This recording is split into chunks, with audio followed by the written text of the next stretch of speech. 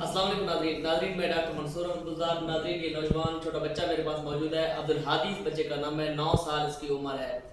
ये पतंग खेल रहे थे या कोई बल्कि पतंग का धागा कोई अकड़ा जो हमारे लाइफ में एक पौधा होता है उसके साथ धागा फंस गया, पर जिस तरह भी ने खींचा है वहाँ से जो दूध या जो पानी उसका होता है वो निकला है, डायरेक्ट आँख में चला गया।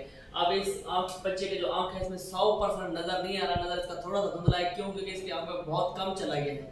पहले भी मेरे पास केसेस आते हैं बच्चों के, 2 3 4 बड़ों के केस भी है, आँख का पानी चला गया, उनकी नज़र बिल्कुल ज़ाया हो गई है।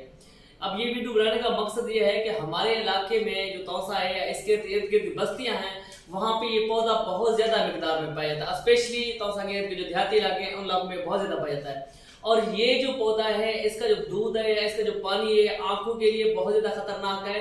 उसके अलावा ये आजकल जो स्पेशली जो हमारा तौसा का कैसरानी बेल्ट है इसके केसेस एक और बहुत ज़्यादा आ रहे हैं। तो लोग जब खुदकुशी करने लगते हैं तो इसी का इंजेक्शन लगा के, ये इंतहाई खतरनाक है। अल्लाह का वास्ता है इस चीज़ से परहेज करें। बच्चों को इस पौधे के करीब ना जाने दें। बच्चों के आंखों पे लगता है, बच्चे फिर आपको मलते हैं तो शदीद बल्कि जलन होती है और आपकी नजर ज़ाया होने का खतरा होता है। या स्पेशली उसका जो टूट जाता है पत्ता तो उसे दूध निकलता है, वो दूध बच्चों की आंखों में जाता है, उनकी नजर मुकम्मल तौर पर ज़ाया होती है। आंखों के लिए बहुत खतरनाक है और वैसे भी इसका जो दूध है इंतहाई एक जानलेवा और जहरीला चीज़ है। इस चीज़ से आपने परहेज करें और स्पेशली अपने बच्चों को इस पौधे के करीब ना जाने दें। बच्चों के ऊपर जिसके इलाके में या घर के तक पौधे तो बच्चों के ऊपर नजर रखें और बच्चों को इस पौधे के करीब ना जाने दें। बहुत शुक्रिया, थैंक यू सो मच।